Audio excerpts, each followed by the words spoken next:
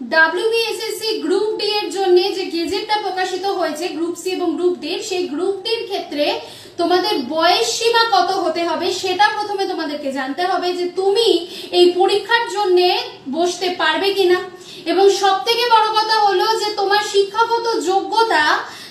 যেটা আছে তাতে তুমি পরীক্ষার জন্য উপযুক্ত কিনা। তো যেটা বলছে পর্ষদ থেকে সেটা হলো যে WBSSC গ্রুপ ডি পরীক্ষার জন্য